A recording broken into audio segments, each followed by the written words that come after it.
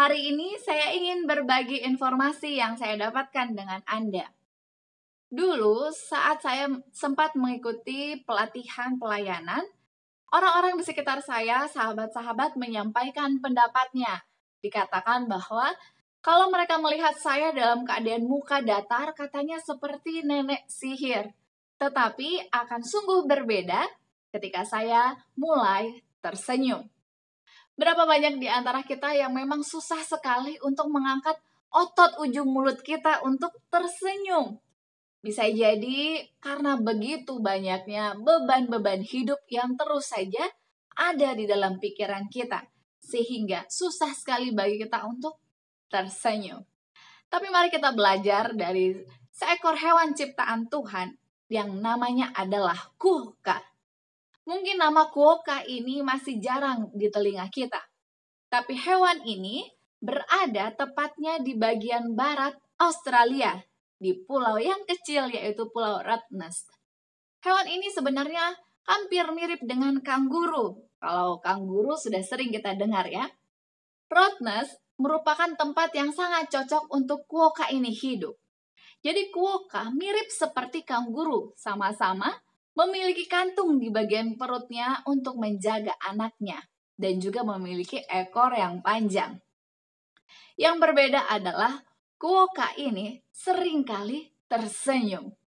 Jadi karena ini termasuk hewan yang suka senyum, sampai dijuluki sebagai hewan yang paling berbahagia di dunia. Ketika turis-turis datang ke sana, mereka tidak diperkenankan untuk memegang kuoka ini, bahkan akan dikenakan denda.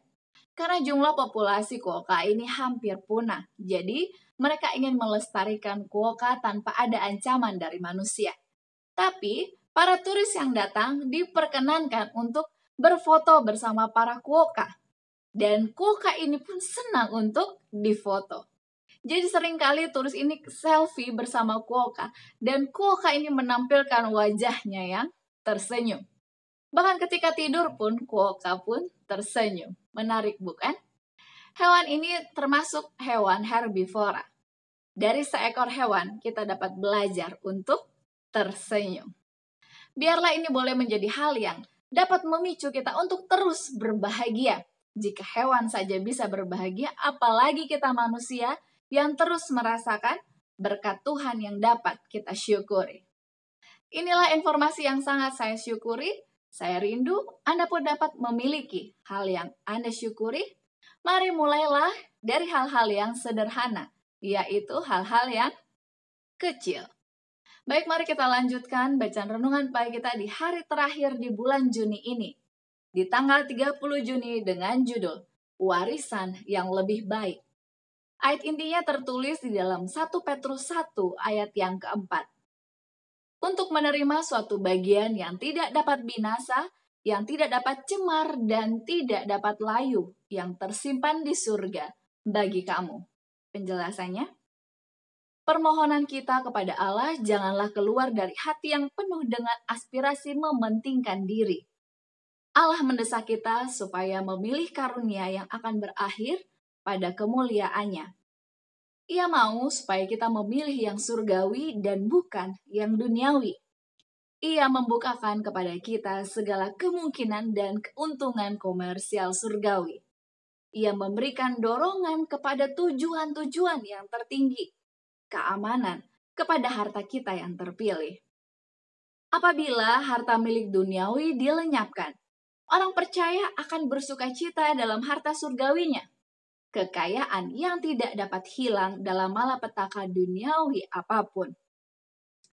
Betapa sedihnya bagi orang-orang yang berbalik dari warisan yang kekal dan hidup untuk kepuasan kesombongan, untuk pamer dan mementingkan diri sendiri, dan melalui kepatuhan pada aturan iblis, kehilangan berkat yang boleh mereka miliki di dunia ini dan di dunia yang akan datang.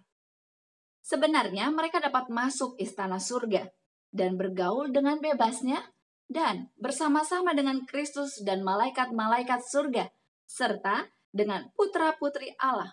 Akan tetapi, sebagaimana yang tampak, mereka meninggalkan penarikan-penarikan surga. setan berjuang mati-matian untuk mendapatkan jiwa-jiwa manusia.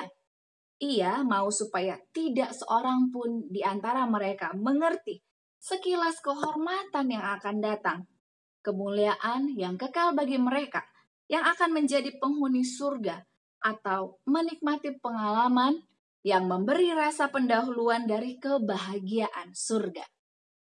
Mereka yang menerima Kristus sebagai juru selamat mereka mendapat janji untuk hidup sekarang dan hidup yang akan datang.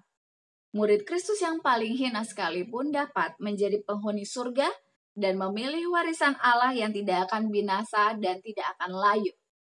Oh, bahwa setiap orang boleh membuat pilihan untuk mendapatkan pemberian surga, menjadi waris Allah untuk mewarisi dunia yang tidak berkesudahan, terlepas dari kebinasaan. Oh, janganlah memilih dunia ini. Aplikasi bagi kita hari ini adalah mari kita memilih Yesus dibanding dengan jerat-jerat yang telah ditawarkan oleh setan. Agar kita boleh memiliki harta di surga karena kita tahu ngengat dan karat akan merusakkan harta yang kita kumpulkan di dunia ini.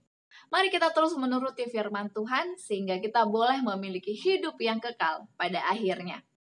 Slogan kita, awali hari ini dengan renungan pagi. Dan menjadi pokok doa bagi kita adalah, mari kita minta kepada Tuhan kuasa Roh Kudus setiap hari.